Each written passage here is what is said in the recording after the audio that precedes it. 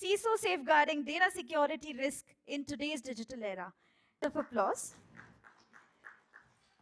We have our panel members, Mr. Venkat, who is the Director Information Security Officer, Digital Data from Dell Technologies. R. Nantha Ram, who is the Leader Cybersecurity Operations at 3M. Kuldeep Goyal, who is the Global Head IT Infrastructure and Cybersecurity at GSK. And Mr. Debojit Maitra, who is the CISO at Aditya Birla Fashion and Retail Limited. With this, please welcome the panelists with a huge round of applause.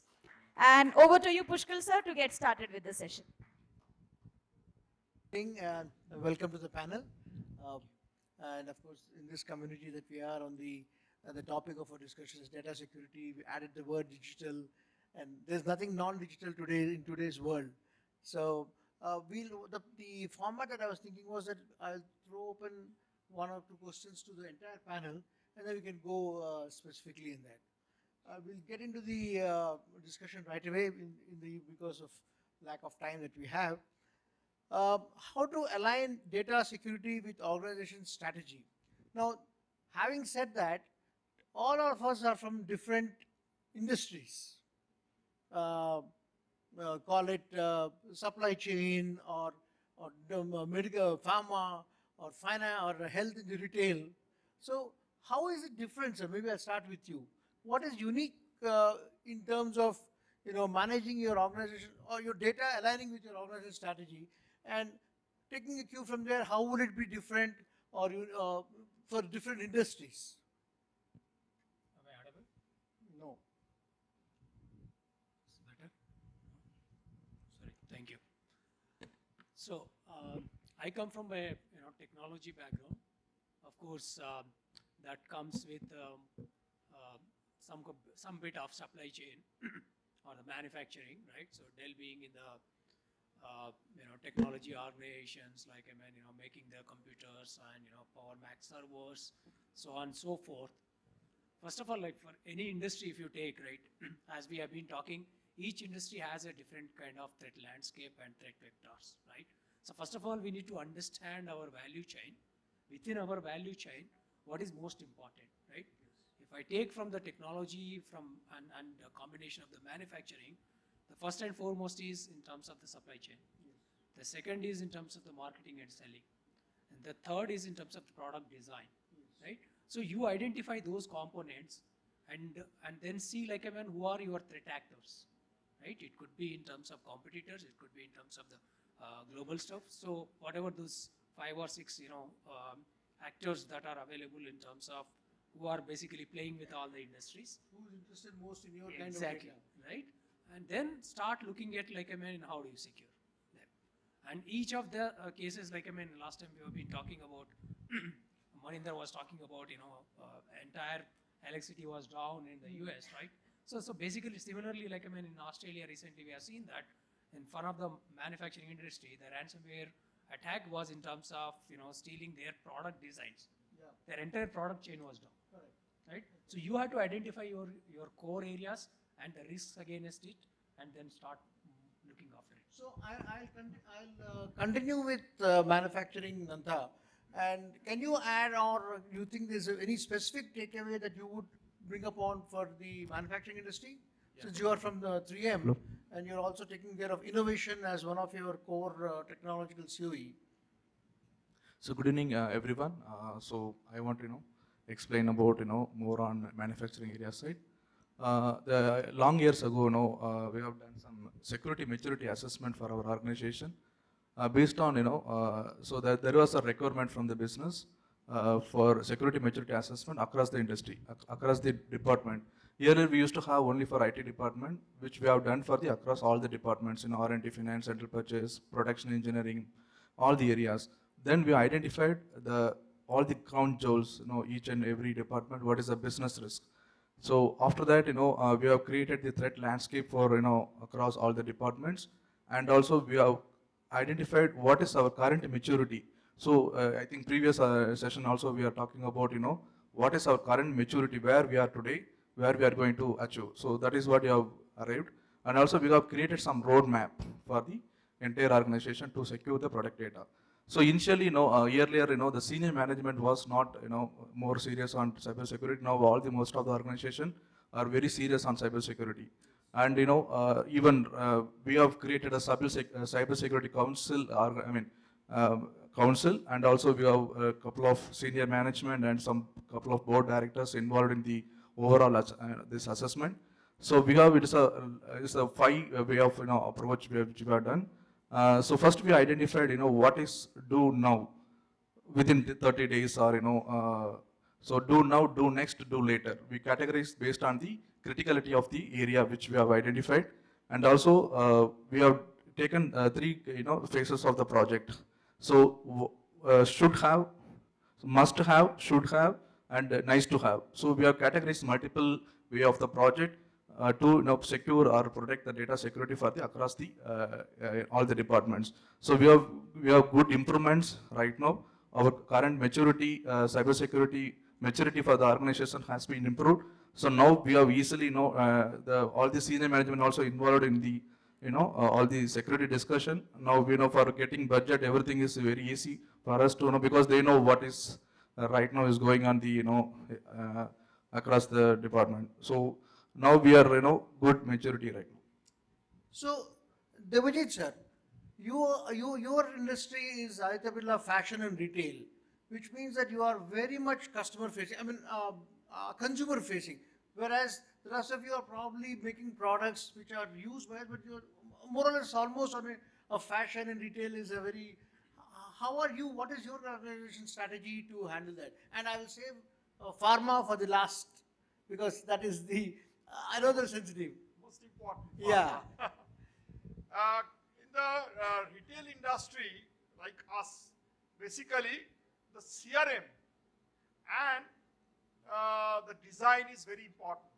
There is a crown jewel. Why? Because from the CRM, the basic analytics of the customized fashion is designed, and the personalized design is made. What is personalized? That means, suppose I like blue color t-shirt or blue color. Take it closer. Or blue color Fashion. any kind of fashion, suit, blazer, whatever it may be. So my choice in the CRM is completely there for the last 5 years, 3 years, and if the analytics properly with the AI ML system, if it is being done, then the customized, personalized fashion is designed for a particular person. When a person comes into the store manager from his profile understands or loyalty that what is his choice, and accordingly through e-commerce or through the store we can deliver. So that CRM data is very, very important, and that needs to be secured. And how this can be secured, that varies from company to company, and person to person differ because hundreds of security companies are there in the market. You have to choose what are the things. And second thing is the design. How you design your fashion, because the fashion is very dynamic. Every 3-4 months, the fashion becomes obsolete. And we are not, especially for the middle class people, we don't look that much into the fashion dynamically, but across the globe, for other class of people, they are, especially for the fashion design people or the people who are preferring the fashions, they have a very quick, dynamically changing the fashion, and they are updated about the latest fashions. And those fashions are designed, and the data of the design is very, very secured, should be secured, and that is very confidential for any company, whether it is a Reliance retail, whether it is our retail or any other retail industry. So to prevent copying, to prevent whatever data security, that will go later. Whatever you are doing, that is the crown jewel, these two parts. Rest of the customer credentials are available in everywhere. Yes, sir. Thank you.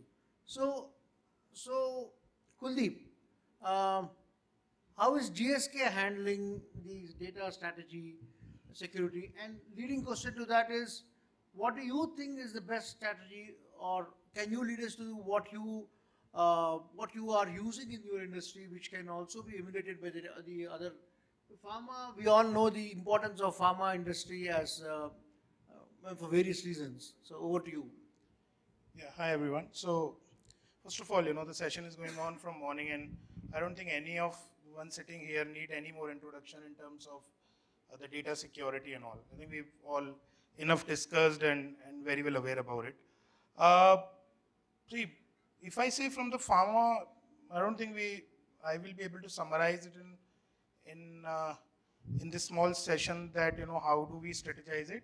But I just want to keep, to update that the data security is equally important in pharma. We all know the reasons, I don't need to explain, especially coming from this industry. What I have also learned and what we as an organization is right now focusing is that how do we secure, other than information on cyber security, the personal data is how exactly that has been secured.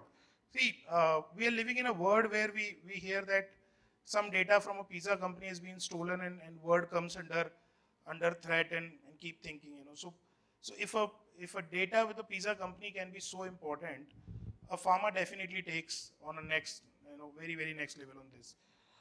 The strategies are very simple. One of the major, I would say, take has been taken that for personal data or information security, no single person is responsible.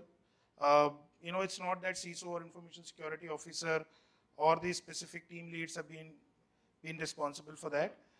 Information security comes for an individual. Each and every employee, each and every individual part of the organization is equally responsible, because everyone has an access of data, obviously with their respective authorities, but they have an access to the data. So one most important thing, what has been followed, at least in our organization, and I'm sure most of the organizations have been following that the data security comes with everyone's responsibility. And the minute you start giving that responsibility to each and everyone, most of the things comes out. Now we talk about the technologies, we talk about these strategies, we talk about how do we do, but educating internal and external users is most important in this case. And talking about zero trust, talking about SOC, talking about SIEM, we've been keeping, these are super technical words that how exactly you do perimeter security, network security, cloud security and all.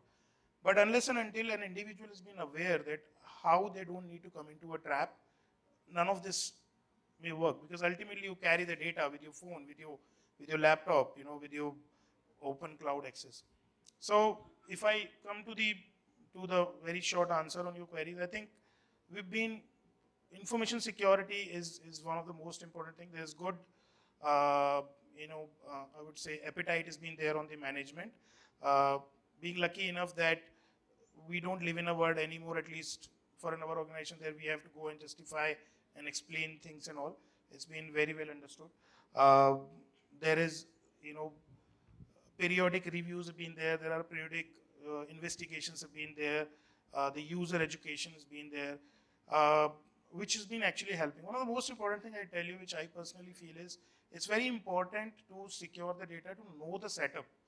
That we, as an individual, I am as a person, I should be knowing that what kind of IT or OT or the individual setup has been running. Unless we know this, it's difficult. I'm just cutting down the other things what you've already heard, but these are certain strategies. So the key takeaway I think from you is that to ensure that every person in the organization is held accountable for that piece of information and rolls up and rolls vertically and horizontally. And you have to keep educating people for that. It's not a one-time affair. It's a periodic thing. It's something where we need to educate. Gone the time where we can think that it's super technical thing. Maybe certain people will not understand. Yeah, some certain terms people may not understand, but this is not a time where we will think that the specific segment of an organization may not understand these techie things and all. Everybody is techie enough in today's time. So, as far as you discuss and we attend these forums also, people are aware of the way it's been happening. So I'll come to you in a minute on the investment and how do we, try and get the return on that, which is a very hot topic. But Nantha, tell me, what are the technologies that you are using to safeguard, say, your business applications? Because the technologies generally will be more or less similar. Of course, there will be products which could be different or the vendors, but general technologies, what are you using and how can you throw some light on that? Actually, I believe in, technology keep on changing, right? It is cybersecurity is a dynamic. Today may have technology, tomorrow it may be obsolete, right? But I always believe in people, process, and technology. So we need to have a right people, for the strong process. Then technology automatically work because it is already built the solution, right? So I always believe in, people, process, and technology. And for morning onwards, we are discussing multiple technologies like zero trust. So most of the organizations are adopting zero trust. And for manufacturing area, there are many securities happening for IoT security, and like security automation, right? So now people are more on to automation in security side, right? So some of the activities which we are doing in SOC operation team, manual activity, that is most of the activities right now is automated. And most probably the endpoint security, right? Now next generation AV, EDR, and so user behavior analytics. So that my perspective is technology keep on changing. The security is a dynamic environment. So I always believe in people, process, and technology. So it's not just the technology, it's a combination of what is that you were saying, and we keep catching up with technology on that. So sir, on the same line, technology keeps changing, there's a cost. What is the strategy to, kind of maximize or an optimal investment, sir? You can take this mic if that doesn't work. Hello? Can you guys see? I don't know. That's a very interesting question, right? So we always have a challenge, like when you go to the boardroom and when you discuss in terms of the next year planning from a security perspective. But today, there is a lot of change, but still, you still get a lot of questions around this. So there's no easy answer, but the way, the approach industry has been taking is, first of all, you should know, your assets, especially, where your data is located, right? And for that, and within that, you need to know your critical data. So that means you have to classify the data. So first know your assets, right? Then you classify it. Once you classify, which is your critical assets. And most of the time, on this process, you only look at the assets that have been already in the registry. But there are a lot of data that lies, in a unknown devices, especially in the user endpoints and, things like that. Insider risk is almost, 40% contributing in terms of the cyber security breach, whether it is intentional or unintentional, right?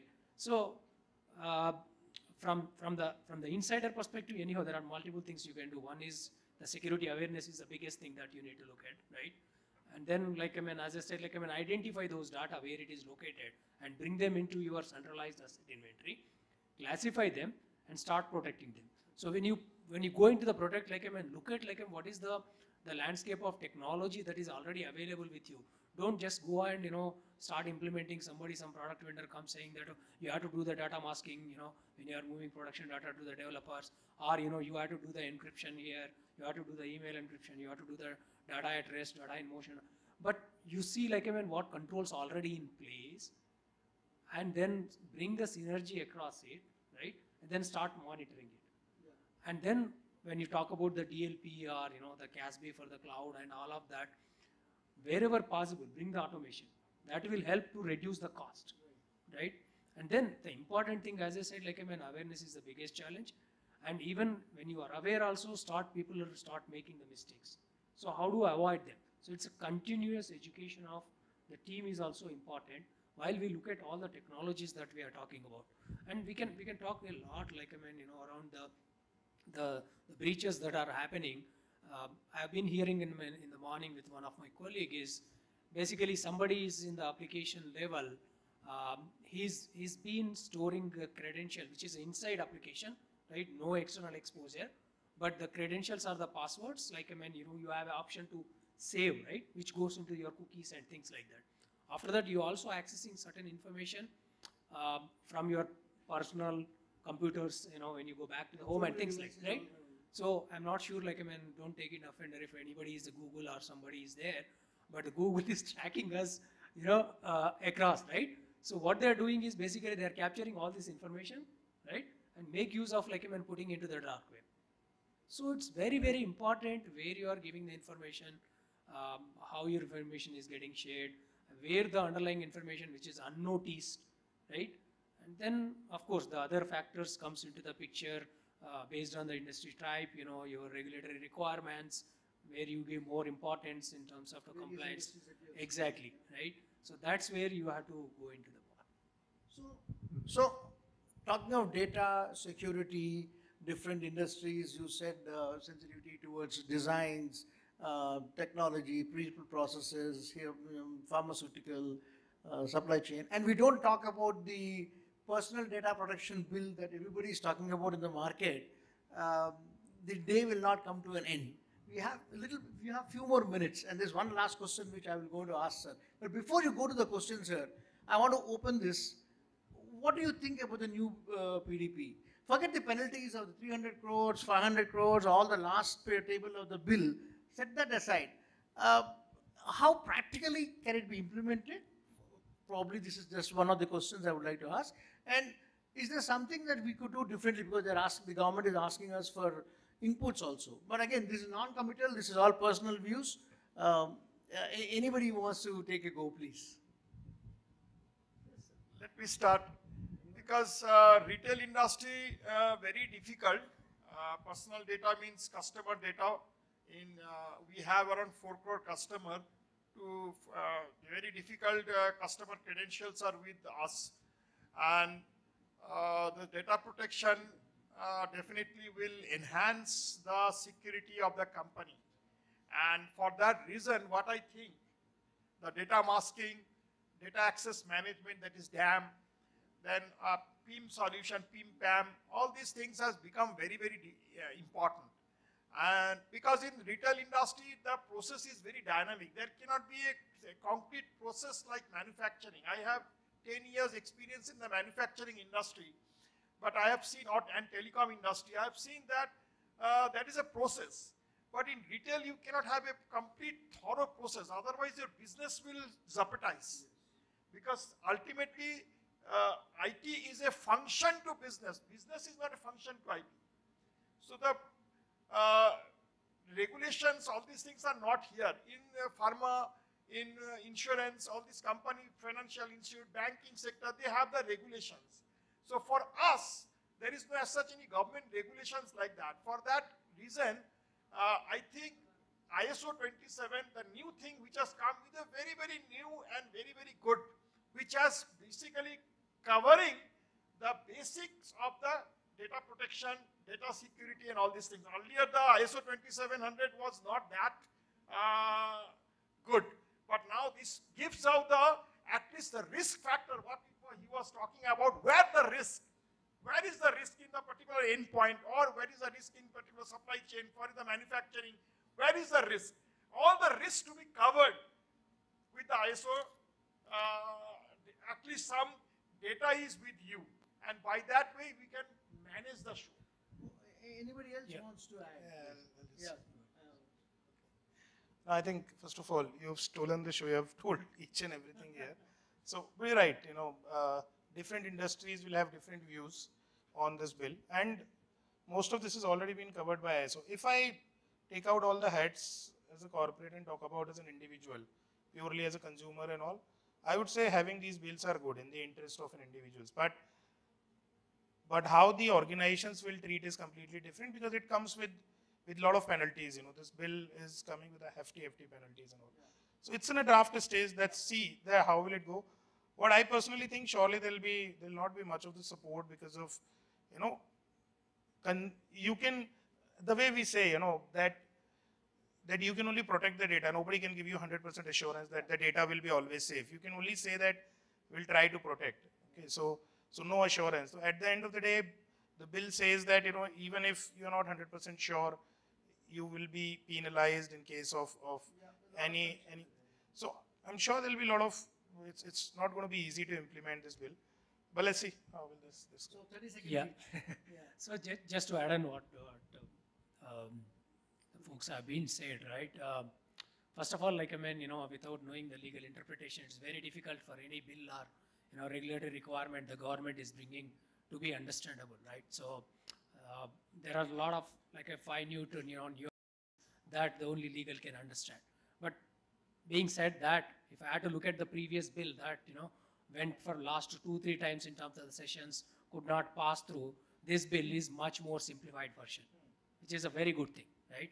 The second thing is while it is simplified and easy in terms of when you look at it, maybe for the large and medium-sized organizations it may be, but when it comes to the MSMEs, it's going to be much more difficult. So I think they have to look at that. In terms of the ambiguity is, one is I think they have implemented similar to the GDPR, similar to the China PII protection, you cannot share the data outside. Yes. Yeah. But they didn't give which are the countries or the regions, that have been completely no versus which are the region, because they openly said that. The second is basically if I had to take the GDPR, just from the comparison perspective, right? They, based on the size of the organization, their penalty varies. They say that 4% of your annual review. Here it is fixed X amount. What happens in small organizations which doesn't have a billions of millions of business, can they pay the same amount of the data for the amount of the money penalties for this? That's going to be difficult. The third part in terms of what is in it for the consumers or the customers, right? How customer rights are being protected. So I think that is also not being clear. So maybe I think they ask for the industry opinions, I think before December 16th or something, and through which I think we get all the clarifications and the FAQ, I think. But just one sec. This will at least give some confidence to the customers that whatever they are going to purchase anything, whether in the hospitals or whether they are going into the retail store or wherever they go purchase, at least their credentials are at least safe, at least, because you cannot have any 100%, even I should say, my experience is even 90% it is not safe. Because whatever zero trust, what, these, that, so many things are talking, all these things are, today's date it is zero, but the limiting value, I was talking to the zero trust person, the limiting value of calculus never comes to zero, it is tends to zero. So whatever the vulnerability will come today, what was the vulnerability yesterday was there, today it is different, and tomorrow it will be different. Yeah. So it's a complete change. So Nantha, your view. Yeah, so still the PDP is in under draft only. So it is inward not only for IT, it is also some legal perspective as well. And also but most of the organizations started doing some prerequisites, right, labeling the data, classification of the data, like I said, DAM, IAM, Identity Access Management. There are many solutions are started implementing many organizations, but I'm sure the PDP will come to India, like other countries, GDPR, etc. So organization may have ready for the PDP. Thank you. How do you choose a security product, Debojit? And we still need, you have 2 minutes and then 2 minutes for questions. Only 2 minutes I will take because I don't want to deprive anybody because difficult situation for choosing a vendor because the product is same and the product is variable. The first and foremost thing has to be seen whether the product is suitable for that particular industry or not. That is because the manufacturing industry and the pharma industry, their protection level and the protection level in the retail industry more or less same, but the modus of operandi is different. So the security product design has to be made first, and the security design, based on that security design, you have to choose the 3-4 parameters. I have 10 parameters that is set by me, and I choose all these parameters, whatever is coming, click, click, click, click. If something is missing, then I have to choose another vendor to see. So this is the way we should have some parameters like, and finally it comes to the cost, because security items are not cheap today's date. Every item is very, very costly. Very, very costly. If you look into the API security, it is very costly. If you see the DAM, it goes to bloody crores. So, so everything is not very readily available at a very cheap rate. For small companies, it is very difficult. For big companies, okay, fine. That can be manageable. So the vendors should think today's date how to available to all the end user people, companies, where security is becoming so important today's date. So you are saying industry-specific selection, you are saying people and process, you're taking awareness, you're saying more of, how to ensure that communication keeps going on. I think that is what we wanted to cover till now. And do we have time for a question? Yeah, since they're not responding and ringing the bell, we can open the floor. Yes, sir.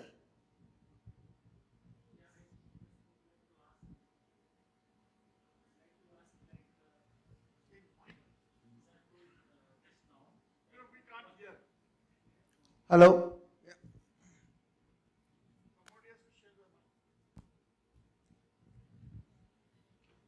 Hello, 𝗧𝗷 from 𝗘𝗍𝗶𝘁𝗋. I just want to, ask I just know we discussed which vendor we will select. So No. The question was not vendor. The question was product.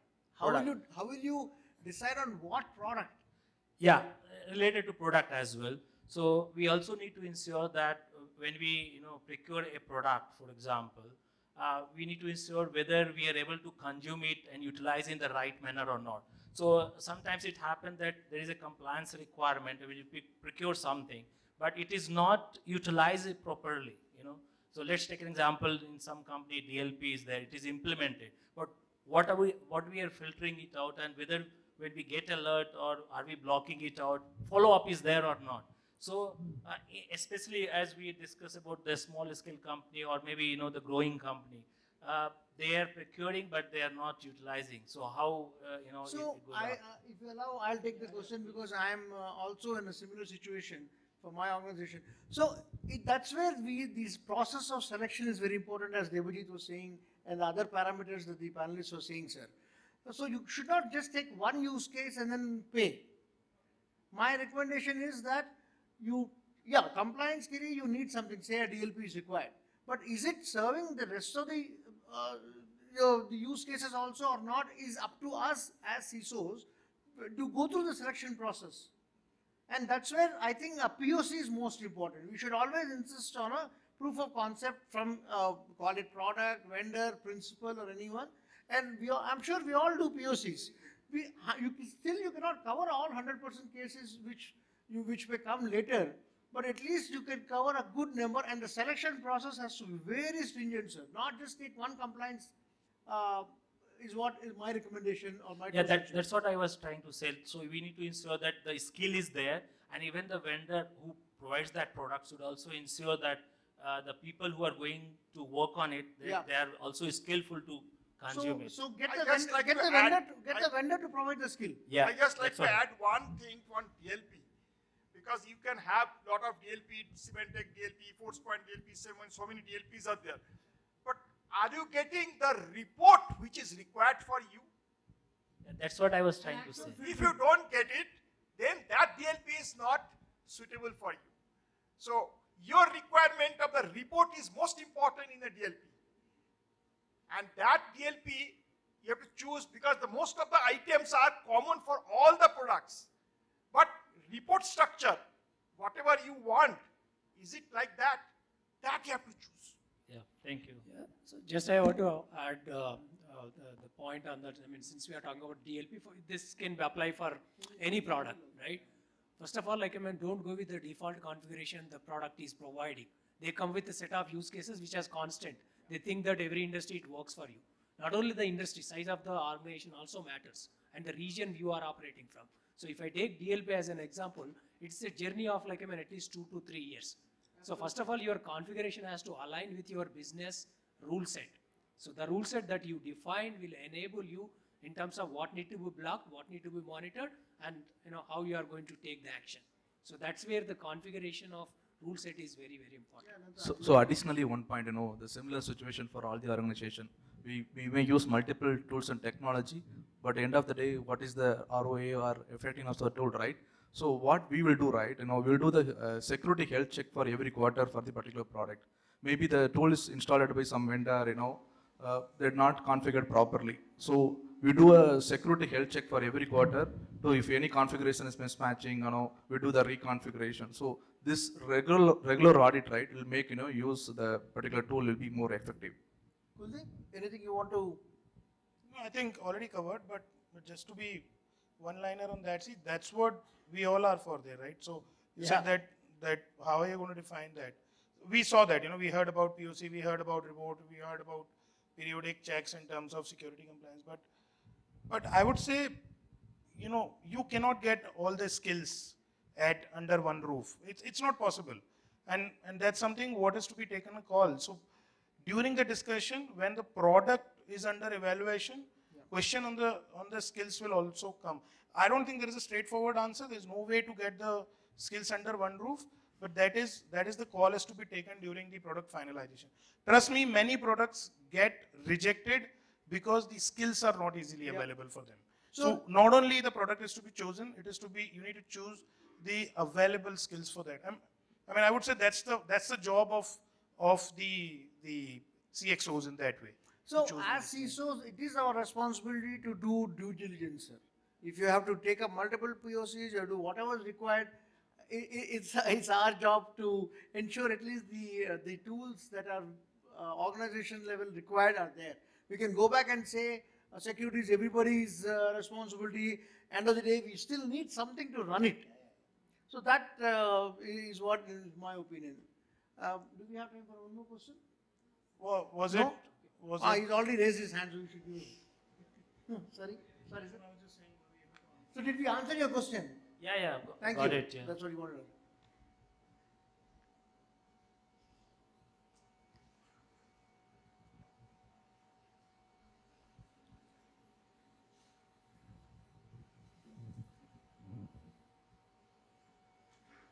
Hello, hi, this is Kuldeep. So my question was to another Kuldeep. So thanks, Take the great. mic closer, please. Hello? Yeah. So can you hear me now? So this is Kuldeep, and my question to Kuldeep, this was like, great points on the, data protection, data privacy. So what are the key challenges faced by you on the PII data security? Oh, there's a long list here. Two. I just want to hear the two, the So most I think- challenging one. I think one of the most important challenge, even after doing a lot of global processes and all, we find still there are a lot of regional and the local level system, how would I say, change happening. Even if you want to do a lot of centralization on the control of data protection, still there are a lot of processes runs on a local level, on a country level or regional level. And you need to loosen at that side. Everything you cannot control on centrally at one place, otherwise it will start differing and it will start delaying processes. And again, pharma time is also very important at that time. So you need to give certain access. So one of the challenge, what we really face is that we need to keep evaluating the regional level controls on that. We have to really see, this is something which is manual interventions, manual authorities and all, and that has to be checked. There is somebody has to keep evaluating the logs, keep evaluating that what all accesses have been done, what all authorizations have been given. And it's not easy because there are different segments and all. Yeah. I'm being very specific to my industry right now in that way. The second challenge, if I tell you, we face is that, okay, so I'll tell you what I face, not as a company, but whenever there is any incident happens, directly, indirectly, we've been questioned that what are you doing to protect it at that time? And trust me, it's not easy, you have to keep answering, oh, that's also equally big industry, how they have missed out it and all. And then you have to really go and define that how are we protecting in that. And forget about to justify, we need to do our own evaluation on this. For me, these are the opportunities where we get a chance to evaluate. Yeah. I'm just going out of very, basics type of challenges. We talk about that, old OS or old data protection policies and all. These are very typical things. I'm just trying to tell you what are the specific things what we face in this. So you see any incident happens and next 2 days we are busy. Even if, they don't even know that you've been making people busy. All around. And today, being thanks to social medias and all, everybody is aware what has been happening. Any incident happens, worldwide, and next 24 hours, everyone has been aware in the industry for this. Thanks a lot for that. Thank you, One Kuldeep. second, I'd like to add one thing. Yep. Identity access management is very important for Yeah, data very important. protection. Yeah. And now that is becoming obsolete, it has to have adaptive identity access management. What is that? The identity access management should be integrated with the UEBA, User Entity Behavior Analytics. Right, sir. So we can continue the discussion. Thank you. I'm getting a lot of signals from to.